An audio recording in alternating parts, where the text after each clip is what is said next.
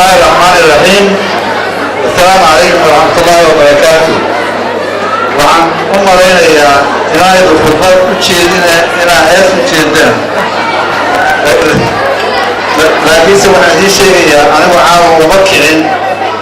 مرة قبله مرة هيسو مرة ماليه. وعن كريم بنان وحوجا وانا عاو هبيك تاريخ الدين ليش كنت لنا بجوب وكل رئيساتي على كا وحكومي تاريخ ديني على كا ماذا حيجي مدرسون يوم البلديرو فكا حنا ولا تسمعنا حنا ولا تسمعنا على كل ما حتى كلامي ما تدري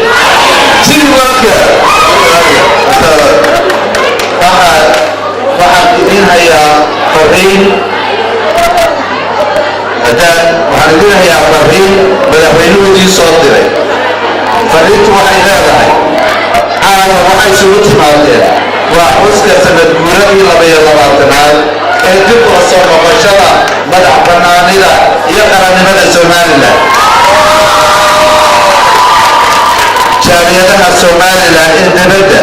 gidigood iyo dalka gudihiisa waxay xuska u sameeyaan sanad walba si ay u cusboonaysiiyaan taageeradeeda iyo iimaankooda iyo siday ugu degan yihiin madax banaanida iyo qarannimada Soomaaliland. waxa jaaliyadaha dibadda jooga xil gaar ah saaran gidigood waa safaaradaha Soomaaliland. qof walba laga bilaabo caawa anaa intaa ku darsaday waxaa ka mid yihiin ku-xigeenka safiirka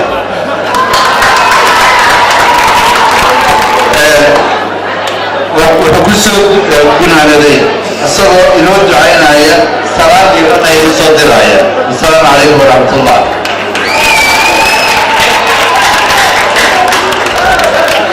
madaxweynuhu waa ku ammaanayay waa ku mahadnaqayay salaanta. waxaan doonayaa anigu haddaba caawa inaan dhowr taariikhdeena 3 qodob ka soo qaado. mar waxa weeye dadka halganka soo sameeyey siday u mudnaa waxaa kaalinta kow ka ahaa gabayaasheenii abwaanadeennii fanaaniinteennii taariikhdeenna iyo dareenkeenna sida fiican ugu tarjumay ee u sheegi jiray. waxaa ka mid a odayaasheenna guurtida dhibaatadu markay timaado dadejin jiray halgankana hogaamin jiray ila markii dambena suuragal ka dhigi dhibaato kastoo inala soo gudbanaata sidii wax looga qaban lahaa ee loo dejin lahaa ee waddada saxaa loo marin jiray ayaguna waa maadsan yihin oo caawa qaarkii nagala joogaan.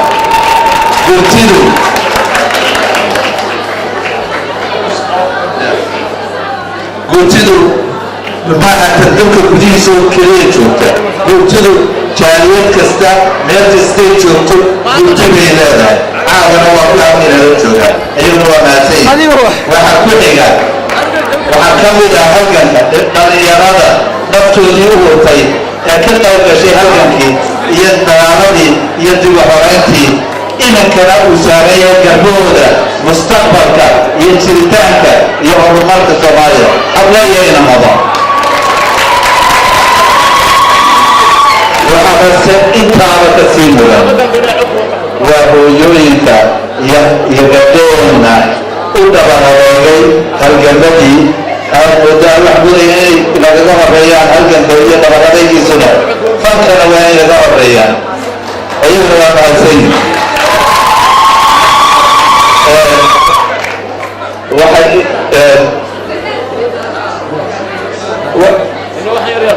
waxaan doonayaa haddaba xoogaa 3 qodob caawa waa xaflad guuradii sanad guurayaasha waxaa loo sameeyaa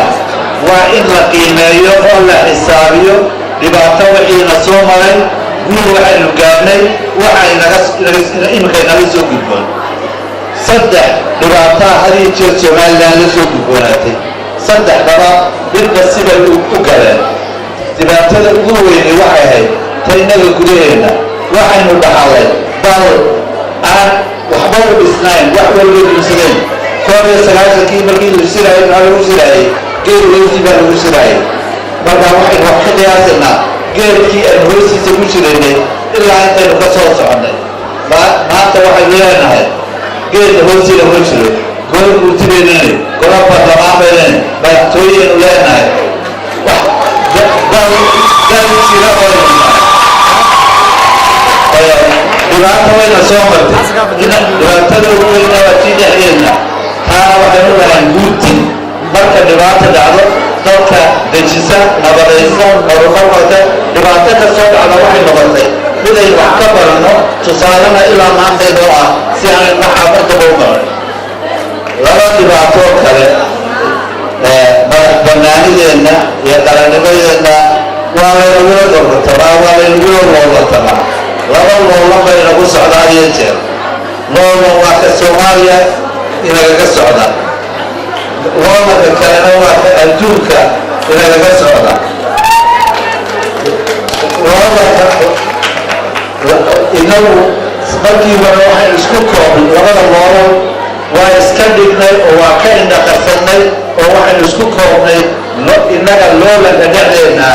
maanta sanada ka bacdiyeeda waxa la joogaa maalin loolanka dhexdeena uu soo dhammaaday oo aynu midaysannahay oo nabadnahay oo horumar u soconna marka waxa la gaaray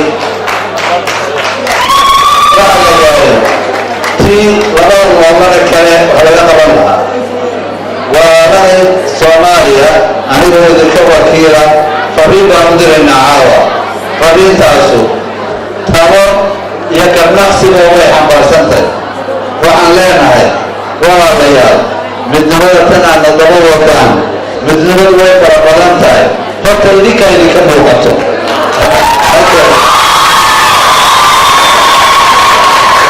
kii aan asaguba nabad lahayn sideebu aniga kuula nabdayaa kuula midoobaya taasi waa nabad midnimada waa taaqood midnimada kale waa tii midnimada waa tii berigii hore dhexdkiiba inagu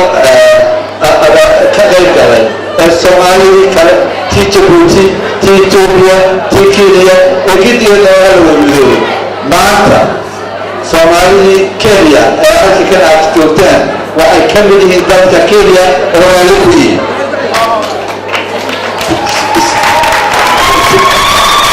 soomaaliya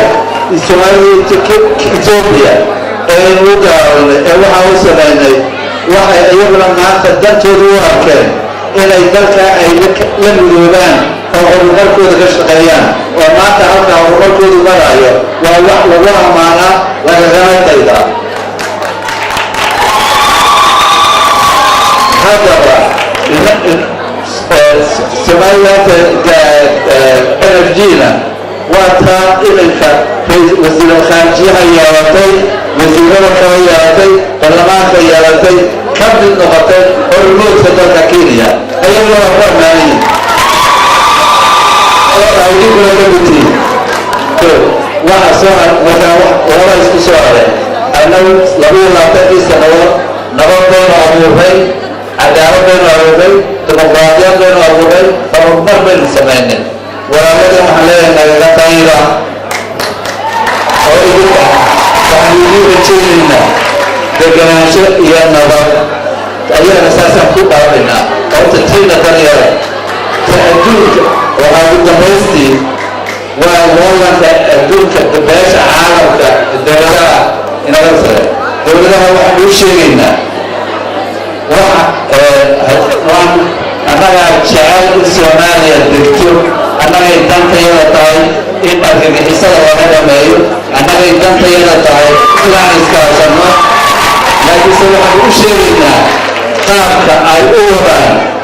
inaanu ahayn mid guul lagu gaarayo 4-5 jeera la isku dayay 4-5 jeerba way fashishay oo meel lagu waayay waayo waxaan ahayn marna tala ummadda soomaaliyeed ka timi ee waxay dusha laga saarayo maantana waa tii dadka soomaaliya waxaanu kula talinaynaa داني بدوبة داني نكشفينا تين الفكرة مركا وإحنا بطان ديار بانوناي ولا هذا ديار بانوناي إسكاشي داني هنا إسكاشي مركا سواء يوجد وما